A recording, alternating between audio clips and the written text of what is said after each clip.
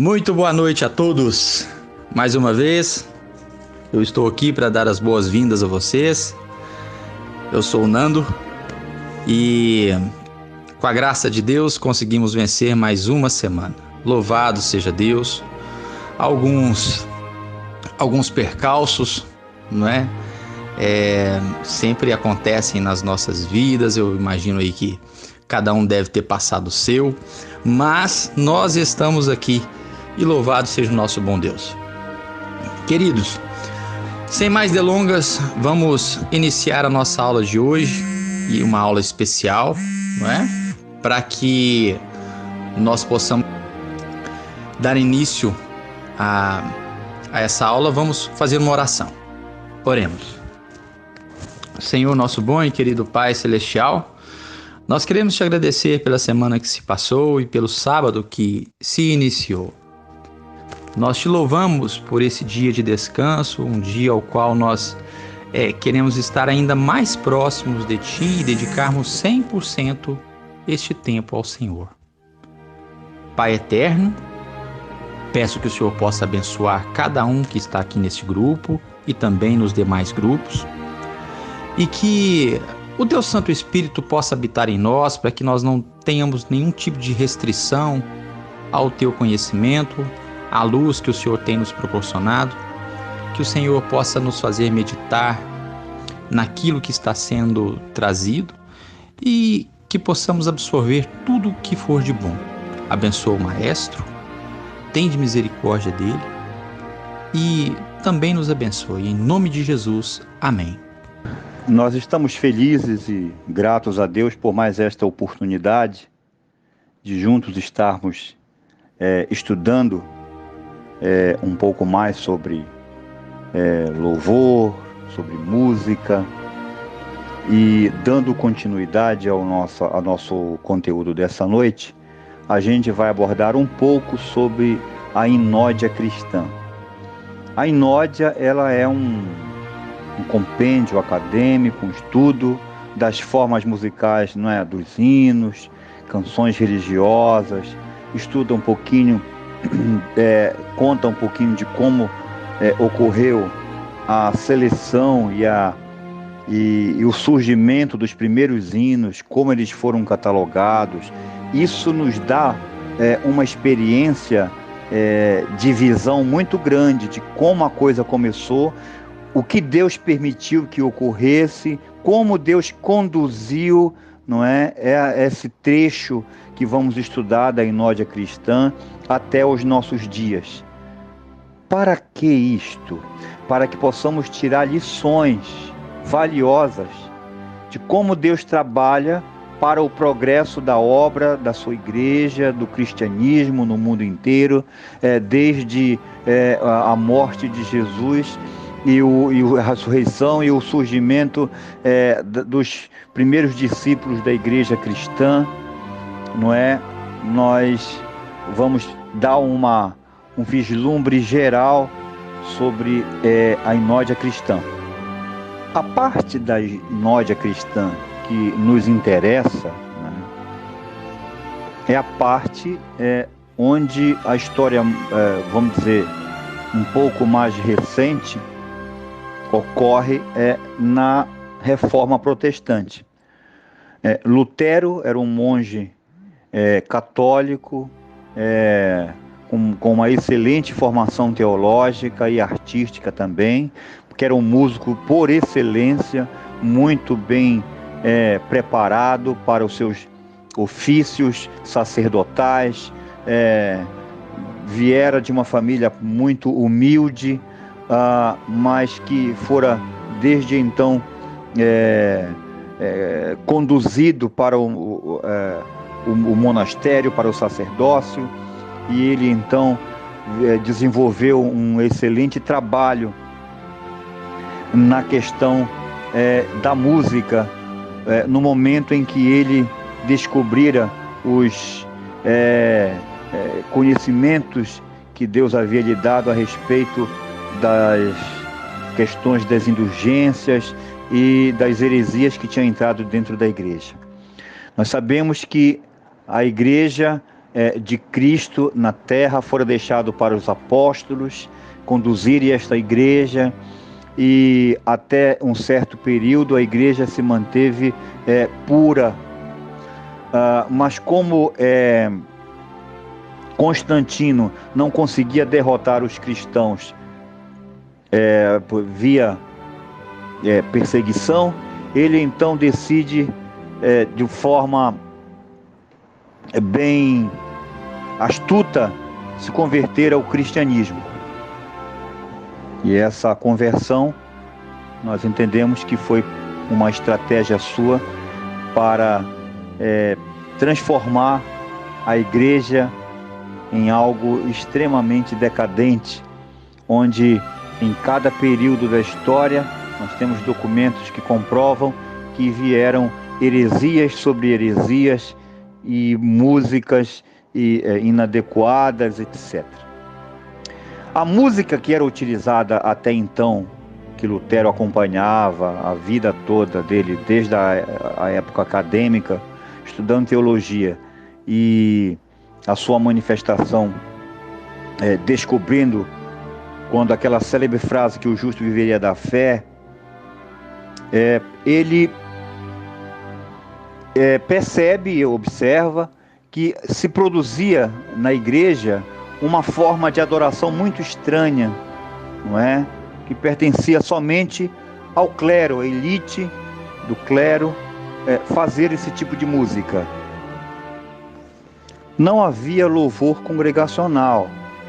O fiel, os devotos iam à igreja e ficavam apreciando todo o processual litúrgico da missa pelo canto conhecido como cantochão, que era uma música, um estilo musical que veio das sinagogas, não é? Onde os judeus cantavam aqueles salmos recitados somente com uma voz, sem acompanhamento de instrumento, aquela coisa bem a capela. E essa música era praticada por músicos de alto padrão, que eram os padres, os monges, os sacerdotes, que tinham uma excelente formação musical, porém o povo só ficava observando, não é? O povo não participava dessa liturgia, o povo ficava ali só expectante. Se você tiver oportunidade de digitar no YouTube, fazer uma pesquisa de alguns tipos de cantochão, ou até mesmo canto gregoriano ou ambrosiano, você vai ver que eram uns monges cantando, né? Ou alguém fazendo o solo de um verso bíblico cantado em latim, né? Que para completar o povo não entendia o latim, mas enfim, alguém cantava aquela estrofe principal e depois os demais sacerdotes respondiam como se fosse um jogral, como se fosse um canto responsivo, na verdade. Então esse era o cantochão, era a música que se executava nessa ocasião. Esta música era uma música riquíssima, muito bem trabalhada, muito bem harmonizada. Era uma música que trazia uma solenidade excepcional, riquíssima. Várias obras, não é? Ficaram para a posteridade. Então era uma música tremendamente elitizada, muito associada mesmo ao preparo, ao clero ali, etc. Só que havia um porém. Nunca foi da vontade de Deus que o canto fosse feito por poucos, né?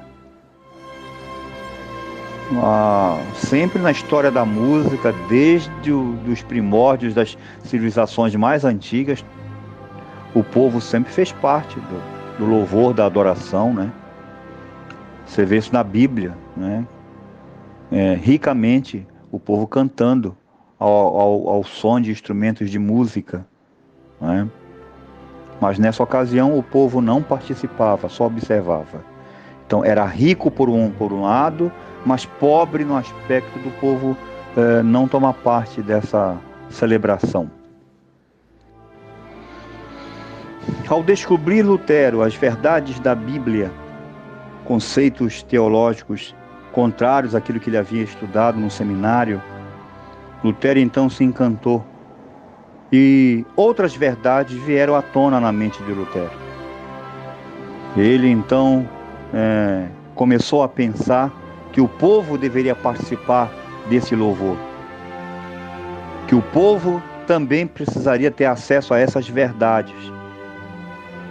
Mas aí ele ficou imaginando de que maneira ele poderia popularizar, usar uma mídia poderosa para fazer com que esse povo pudesse memorizar, entender de forma fácil e objetiva e bem rápida as verdades que Deus havia revelado a ele.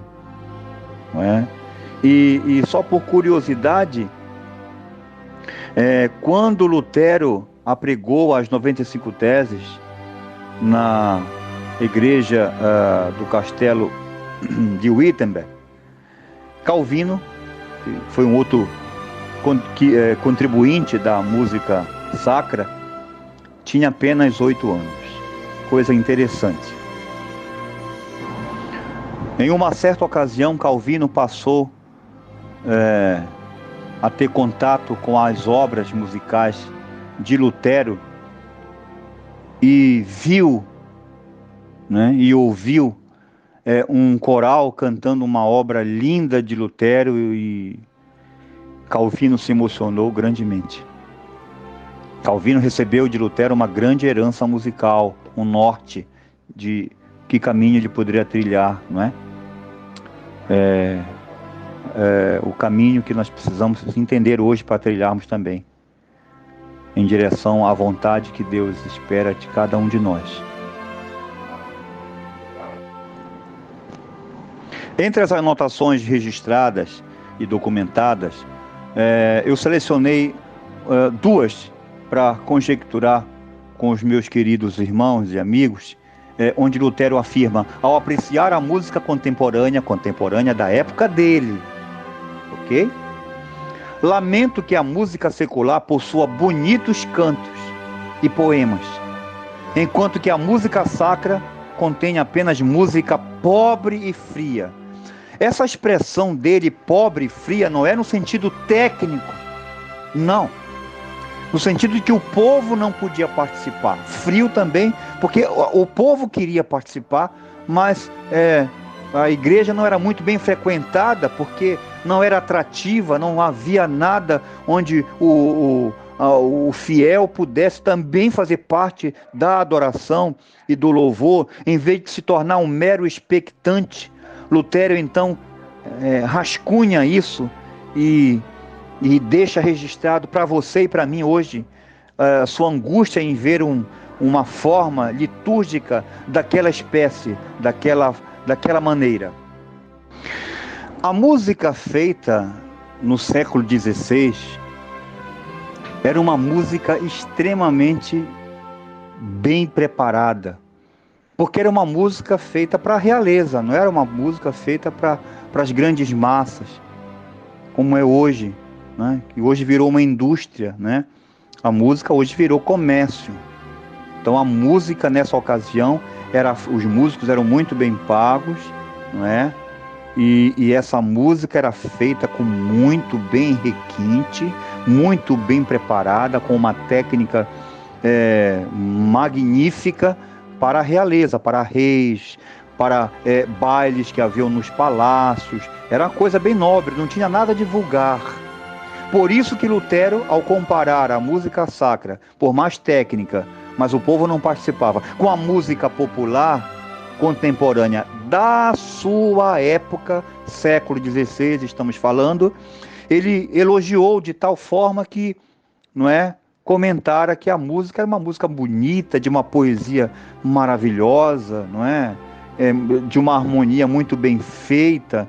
Então é importante que nós conheçamos qual era o perfil da música contemporânea de Lutero, da época de Lutero, não é? Outra afirmação de Lutero, que também separei, diz assim: abre aspas, a música é uma esplêndida dádiva de Deus. Eu gostaria de exaltá-la de todo o meu coração e recomendá-la a todos. Olha só, então aí ele já começa a exprimir o desejo do canto congregacional, de músicas estarem nas mãos do povo, música boa, música que pudesse pregar a verdade, música que pudesse ajudar as mensagens que ele havia entendido à luz da palavra de Deus. As missas naquela ocasião eram feitas de forma bem, vamos dizer, diversificada, no sentido de que havia teatro, haviam representações teatrais, não é? Havia missas que eram completamente cantadas. Enfim, haviam várias configurações de missa. E certa vez Lutero, contemplando toda aquela missa, aquela situação toda, ele declarou: os milagres que se apresentam aos nossos olhos, né, porque o povo estava expectante, são menores do que aqueles que aprendemos com os nossos ouvidos. Então, mais uma vez, ele começou a entender de que a fé realmente vem pelo ouvir. Não é? Fascinante como pouco a pouco ele foi descobrindo uma maneira de utilizar a música como parte importantíssima e crucial da reforma protestante. Lutero começou a se despertar com textos como o que está em Colossenses 3,16, que diz: a palavra de Cristo habite em vós abundantemente, não é? Que a palavra de Jesus esteja sempre entre nós, e é o que nós estamos fazendo aqui desde quando nós começamos o seminário. Que habite entre nós, ou entre vós, abundantemente, não é? Em toda a sabedoria. Agora, para quê? De que forma? Ensinando-vos e admoestando-vos. Olha, então, os dois objetivos da música dentro da igreja. Ensinando-vos e admoestando-vos uns aos outros. Com o quê? Com salmos, com hinos e cânticos espirituais, cantando ao Senhor com graça em vosso coração. Então ele estudou e sabia que na igreja primitiva dos apóstolos, o povo participava da adoração. E ele disse: bom, a igreja não está, né? Saiu desse viés aí. Então nós temos que voltar às origens. Repito novamente, a reforma protestante na mente de Lutero não era criar uma outra igreja, mas era restaurar a igreja onde ele pertencia. Ele entendia que a reforma devia ser a igreja voltar às origens, não é? Mas nós sabíamos que a igreja tinha ido longe demais, bebendo de águas profundas, a ponto de não ter mais retorno, não é? Lutero encheu sua alma, seu coração, com esse objetivo de colocar a música nas mãos do povo. Coletâneas musicais, hinos. Só que havia um problema. A igreja não tinha repertório, né? Não tinha recurso para tirar de lugar nenhum, não é? Música, porque era uma música muito elitizada, era o canto-chão, era o canto ambrosiano, o canto gregoriano, eram essas músicas só que tinham de acervo. Mas Lutero queria algo mais convencional, algo que o povo tivesse mais acesso, algo que pudesse fazer com que o povo entendesse as verdades bíblicas por meio da audição. A famosa frase: a fé vem pelo ouvir, mas ouvir também usando música. Louvado seja o nome do Senhor. Lutero, então, certamente em comunhão com Deus, pedir a sabedoria do que devia fazer para garimpar músicas, para que essas músicas pudessem ser executadas. Ele era músico, podia compor algumas, mas ele estava muito mais preocupado de imediato fazer com que o povo tivesse logo acesso às verdades bíblicas. E veio então em sua mente dele fazer algo grandioso que nós conhecemos na musicologia, quando estudamos, não é? de forma um pouco mais profunda e que eu estou compartilhando com vocês, essa minha pesquisa, não é? Um ato chamado contrafactum.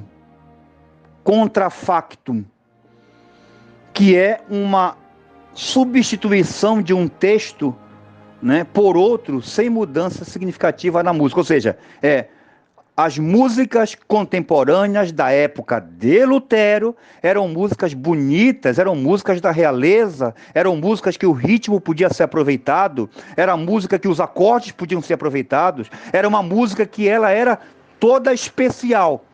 Mas só tinha um detalhe, a letra era profana, a letra visava do homem para a exaltação do próprio homem, as mazelas da vida humana. Então, ele teve uma brilhante ideia divina.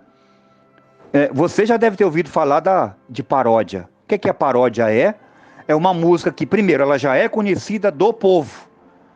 Mas aí você brinca, você tira só a letra e adapta uma outra letra para tentar fazer uma homenagem, ou para você ensinar algo, ou algum tema político, social, enfim, a paródia é isso, né? Então, naquela época, não com o nome de paródia, mas com o nome técnico de contrafactum, Lutero pegou músicas conhecidas que já estavam na boca do povo, mudou essas letras e transformou essas músicas em hinos cristãos com conteúdo das verdades das suas 95 teses. Lutero então conseguiu a simpatia de outros colaboradores, dentre eles músicos de bom preparo técnico, não é? E compositores, que começaram a escrever e compor músicas puras, músicas exclusivas para ser usado como hinos, não é? Na adoração, no louvor e na pregação do Evangelho. Quando isso começou a acontecer, já era o fim do contrafactum, ou seja, da prática de você fazer paródias das músicas existentes e convertê-las para consagrá-las para a verdade. Reiterando e explicando que o contrafactum foi um procedimento de emergência que Deus colocou dentro do coração de Lutero, não é? Você pode depois pesquisar isso com maior profundidade, com mais tempo, e ver que foi uma estratégia que Deus colocou ali para que Lutero pudesse de imediato popularizar suas teses, seus conhecimentos teológicos e propagá-los por intermédio da música. Então, era o fim do contrafactum, que era uma medida provisória para aquele momento, para aquela ocasião, naquelas circunstâncias da vida e do ministério de Lutero. Quando Lutero começou a compor as suas obras magníficas, tem muita coisa, não é? Muitas músicas, a gente só conhece o famoso Castelo Forte e outras músicas mais, mas há uma farta literatura musical das obras de Lutero, composições lindíssimas, não é? Que caíram aos olhos de Bach, Mendelssohn, Beethoven, não é? E outros grandes mestres da música utilizaram e receberam forte influência, não é? Handel também, forte influência de Lutero, das músicas de Lutero. Que coisa estrondosa e maravilhosa. Diante dessa pequena história, né, abordada pela história da música, não é? A respeito da inódia cristã, etc., nós podemos tirar algumas lições. E daí nos surgem perguntas assim bem interessantes. Como, por exemplo, você já se perguntou qual é o propósito da música na igreja? Deus permitiu que houvesse música na igreja para que fim? Para que fosse um entretenimento, para que fizesse parte do processual de um culto normal, ou a música tem um propósito mais acima que isto? Qual é o propósito da música na igreja? Não é? Isso nos remete a esta pergunta. De tudo que nós já vimos até então, desde quando começamos o seminário, temos estudado sobre vários aspectos, não é, da abordagem musical, e vimos que música boa pode ser tudo menos ruído, não é? Pode ser tudo menos ruído, não é? E nós vamos conjecturar um pouquinho sobre a questão do ruído. O ruído é uma palavra muito significativa e que explica que o ruído significa barulho, não é? É uma poluição sonora não desejada. Esta é a definição clássica sobre ruído, não é? E daí nós podemos tirar algumas conclusões, não é? Essas conclusões é que nós precisamos entender de forma um pouco mais, usando o bom senso, para começar a pensar um pouquinho o que é música barulhenta, o que é música mais calma, o que agrada ao meu ouvido e o que não agrada ao meu ouvido, não é? Vamos observar que o ouvido ele tem um limite tolerável para os decibéis, né? Para que possamos escutar uma música ou um ruído ao nosso meio ambiente. Ultrapassando de 80 decibéis já começa a entrar em algo que prejudica, não é, todo o meu sistema auditivo. Então é importante nós estarmos atentos. E há estilos de músicas, não é, que são muito barulhentas, que chamam o barulho. Elas chamam, a estrutura dela, né, abre portas para que se exagere na altura, nos instrumentos que são tocados, da maneira que são tocados. Então, nós vivemos num mundo onde o barulho impera muito mais que o som, não é? Já houve um tempo em que música era melodia, harmonia e, por último, ritmo, né? Hoje já é o inverso, é ritmo, né? Harmonia e lá no último a melodia. Então, é muito importante que nós atentemos para esses aspectos aí da questão auditiva. Existem 3 espécies de sons, não é? Ou vibrações, no caso. Existem os sons naturais, que nosso ouvido consegue perceber. Existem os infrassons, que são frequências muito graves, que nós não conseguimos perceber. E os ultrassons, que são frequências extremamente altas, né? Que o nosso ouvido não consegue captar, não é? Já há alguns animais que conseguem ter essa amplitude para perceber estas frequências sonoras. Como nós havíamos mostrado ontem nesse slide, que eu vou tornar a repetir, Deus então se incomoda muito, não é?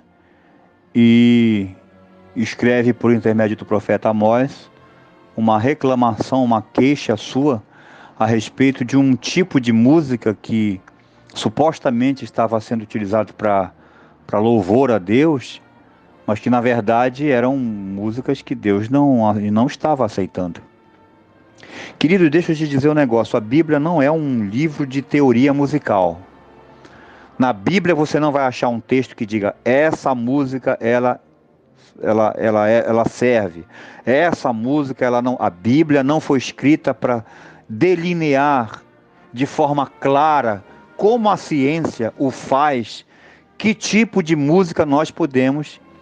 Ela dá pistas, ela dá elementos para que desses elementos a gente tire algumas conclusões com o auxílio da ciência. Por isso que o seminário foi criado, não é? Porque a gente já viu muita gente falar sobre música, muita gente mesmo, e só falam por uma questão teológica. A gente está abordando por uma questão um pouquinho teológica, mas também muito mais científica, para que estas duas vertentes se deem as mãos para que nós possamos ter uma cosmovisão musicológica da vontade de Deus para a sua adoração. E nessa ocasião, aí, por exemplo, está claro que aquele estilo musical não estava agradando a Deus. Ele dá uma pequena pista. Era muito barulho, era ruído, aquilo que a gente está estudando agora. Não é? Olha, essa música é muito barulhenta, isso aí não me agrada. Eu não quero esse tipo de... Eu não vou escutar, né, esse tipo de música. Ele diz claramente lá, se você ler um pouquinho mais o contexto, eu não vou escutar esse tipo de música. Não adianta vocês tocarem isso para mim, porque eu não aceito isso aí. Né? Então já nos dá uma boa pista de que Deus não gosta de barulho. Né? Deus gosta da tranquilidade. Deus nos fala muito mais pelo silêncio, irmãos. Silêncio é uma propriedade da música. Existem 7 figuras de som, mas também existem 7 figuras de pausa. Silêncio também é música, não é? Nós estamos caminhando para a conclusão das considerações de hoje e somos gratos a Deus por mais essa semana de proteção, de bênçãos, de livramentos e rogamos a Deus que continue nos abençoando, nos protegendo, nos guardando e livrando de todo mal, nos dando forças para levar esse ministério até o fim com os senhores, agradecendo também a vossa paciência, a atenção, apreço de muitas pessoas que têm nos contactado, dizendo que vão orar, não é? Demonstrando satisfação pelas coisas que estão aprendendo e louvado seja o nome do Senhor por conta de tudo isso e que Deus nos ajude, nos abençoe e amanhã nós vamos dar continuidade para estudar o reverso do ruído, que é o som. Vamos estudar um pouquinho sobre o som amanhã, não é? E dar prosseguimento às nossas considerações, entrando um pouquinho também, não é, numa outra disciplina que é, finalmente, a etnomusicologia, não é? Nós vamos trabalhar um pouco sobre isso. E o que será que a etnomusicologia vai falar amanhã para nós, hein? Nossa, eu garanto para vocês que ela vai ampliar muito mais ainda um aspecto que a gente ainda não abordou, mas que você precisa saber. Fica na graça e na paz do Senhor Jesus, um excelente descanso para todos e que juntos, se Deus assim permitir, estaremos amanhã para dar continuidade às nossas considerações neste seminário. Amém. Amém, irmãos. Que o Senhor seja com todos vocês, com todos nós, nos dê um bom sábado. Aqueles que puderem, curvem suas frontes, vamos fazer uma oração final. Senhor, nosso bom e querido Pai, nós te agradecemos, que o Senhor possa nos dar um bom descanso, que a paz esteja com cada um de nós, que o Senhor nos dê a sua paz, em nome de Jesus, amém.